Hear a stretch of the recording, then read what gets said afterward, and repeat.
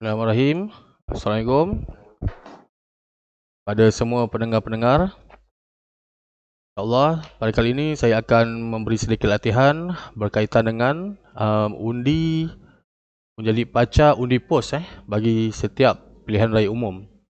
Tetapi nota saya pada kali ini hanya terhad kepada proses pengeluaran undi pos sahaja. Dan untuk urusan counting saya akan create nota yang akan datang. Baik, apa itu undi pos? Undi pos adalah pengundi yang akan mengundi, yang tidak akan mengundi pada hari undian biasa. Antara pengundi-pengundi pos adalah polis, tentera, pasukan gerak am, bomber, kesihatan, kaki tangan kedutaan, pelajar daripada luar negara dan pasangan, petugas-petugas media, termasuklah juga petugas-petugas SPR. Namun kesemua senarai pengundi-pengundi pos ni selalunya kita akan dapat sebaik sahaja bermula penamaan calon, tarikh penamaan calon bagi sesebuah pilihan raya. Kenapa mereka menjadi pengundi pos? Kerana mereka tidak ada di kawasan pada tarikh hari undi biasa. Baik, siapa yang mengendalikan undi pos? Sudah tentu adalah daripada penolong pegawai pengurus ataupun ARO daripada SPR. Bila masa mengundi dan menghantar kembali sampul B. Baik, setelah pengundi menerima sampul keutamaan yang mengandungi sampul B, dan dekat dalam sampul B itu nanti akan ada sampul A mengandungi kertas undi dan juga borang 2 berkaitan dengan perisytiharan identiti. Dan bila surat diposkan kepada pengundi pos, sebaik saja terima, asasnya pengundi perlu segera menanda kertas undi dan pos semula ke pejabat RO sebelum pukul 5 petang pada tarikh mengundi. Jadi proses pengeluaran undi pos ini adalah proses memasukkan semua dokumen berkaitan dengan kertas undi ke dalam sampul untuk dipos kepada pengundi, dan pengundi mempunyai masa sekitar 1 minggu untuk memastikan kertas undi tersebut sampai semula ke pejabat RO. Baik, berkaitan dengan pelantikan undi pos,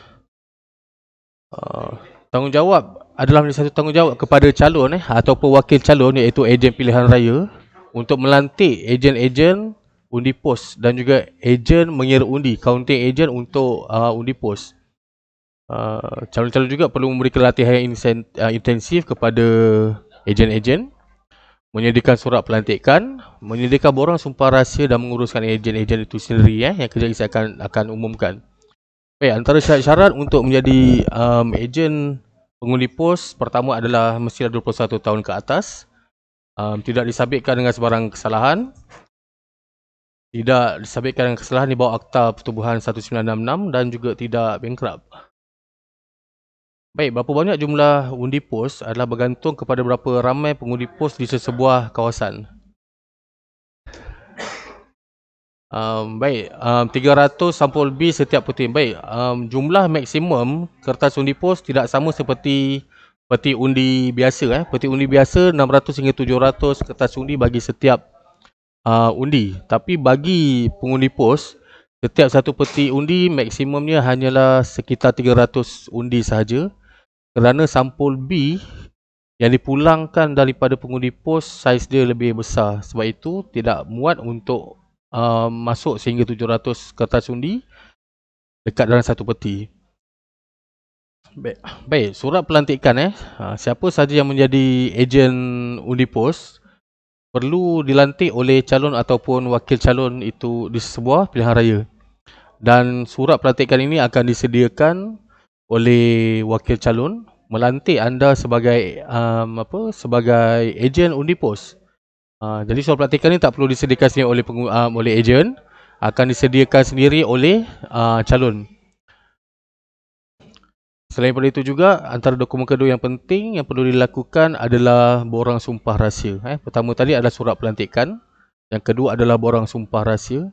Borang sumpah rahsia ini perlu diisi sendiri oleh ejen undi pos. Sila isi nama, kad penalan, dan alamat boleh isi alamat milik rakan utama, dan di ruangan tanda tangan borang sumpah rahsia perlu ditandatangani oleh pengundi pos.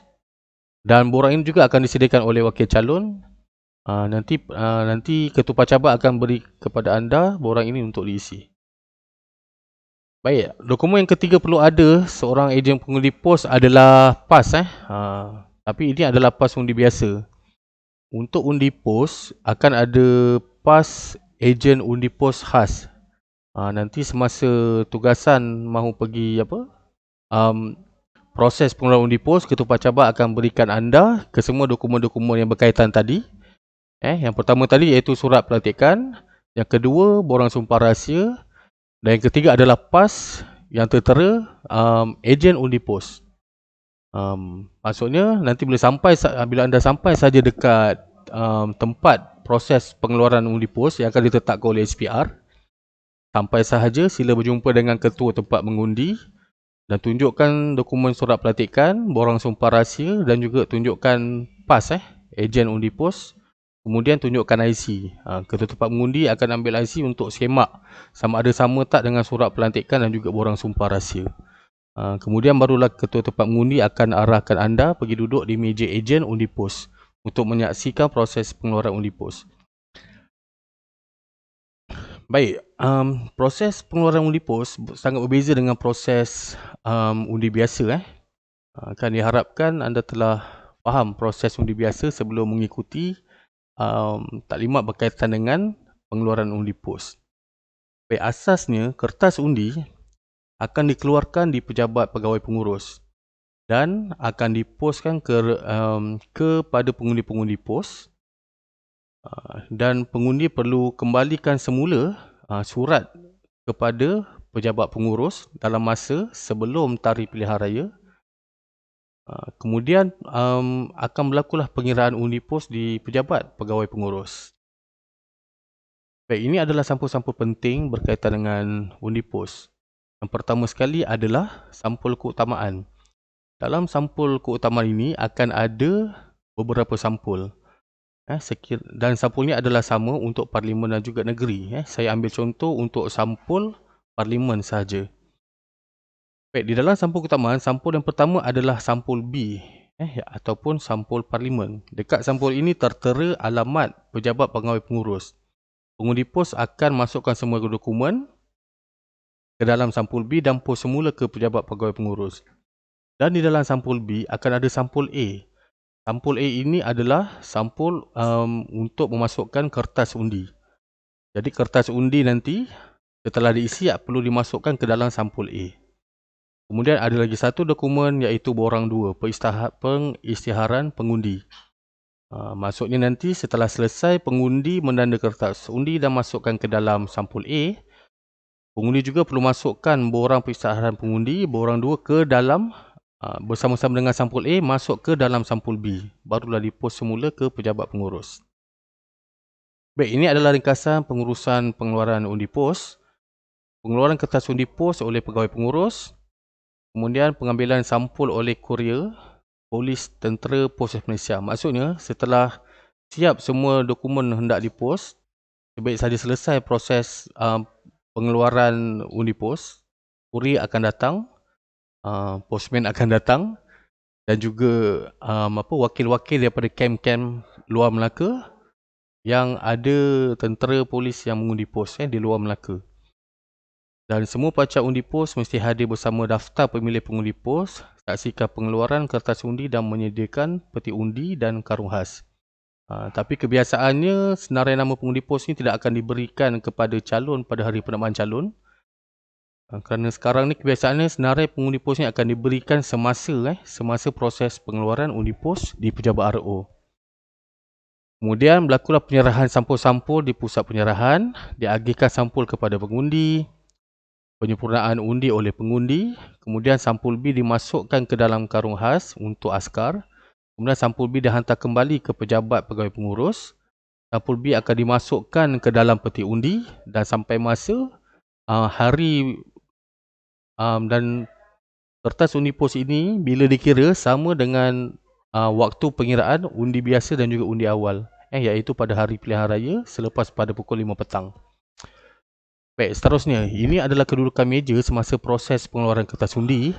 Di mana kita sebagai ejen perlu menyaksikan kerja-kerja yang dilakukan oleh kerani SPR 1, 2, 3 dan 4, iaitu proses memasukkan semua dokumen mengundi ke dalam sampul dan terakhir sekali akan dimasukkan ke dalam bakul sampul.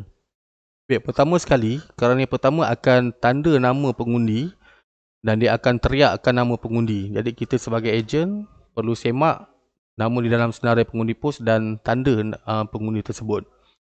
Seterusnya, kerani kedua akan chop dan mengasingkan kertas undi daripada buku kertas undi, dan kita sebagai ejen kena pastikan yang dicop di kertas undi sebahagian dia di bahagian yang tertinggal dan sebahagian lagi adalah di bahagian yang diasingkan.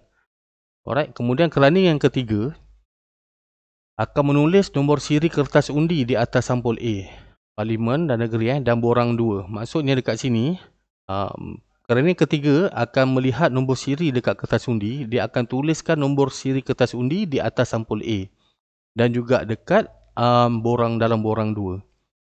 Alright, kemudian kerani yang keempat akan memasukkan sampul A dan juga borang 2 ke dalam sampul B.